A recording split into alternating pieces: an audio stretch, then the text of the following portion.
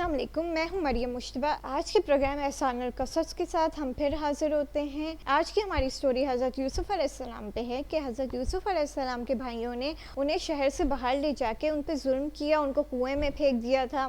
ایک دفعہ ان کے بھائیوں کو یہ پتہ چلا کہ جو ہے نا حضرت یوسف علیہ السلام مصر کے بادشاہ ہو گئے ہیں، تو مصر کے جب بادشاہ ہو گئے ہیں تو ان کے بھائیوں کو یہ احساس ہوا۔ وہ سارے بھائی مل کے اپنے باپ کو لے کے حضرت یوسف کے پاس گئے کہ ان سے ملاقات کریں گے۔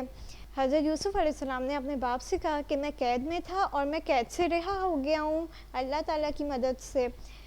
تو حضرت یوسف کے بھائی شرمندہ ہوئے اس بات کو لے کے کہ حضرت یوسف نے ان کی کوئی بھی بات نہیں بتائی کہ میرے ساتھ میرے بھائیوں نے کیا کیا کیا، کنویں میں ڈالا، ظلم کیا میرے ساتھ، یہ ساری باتیں انہوں نے نظر انداز کر دی اور کہا کہ میں قید میں تھا اور وہاں سے اللہ تعالیٰ نے مجھے رہا کر دیا ہے۔ تو حضرت یوسف نے اپنے بھائی کو معاف کیا اور تمام باتوں کو نظر انداز کر دیا۔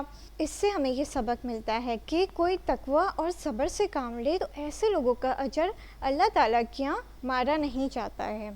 تو حضرت یوسف علیہ السلام نے ساری غلطیوں کو معاف کیا اور نظر انداز کیا۔ ہمیں بھی چاہیے کہ ہم اپنے بہن بھائیوں کی یا اپنے عزیزوں کی یا دوست احبابوں کی غلطیوں کو معاف کریں اور نظر انداز کریں۔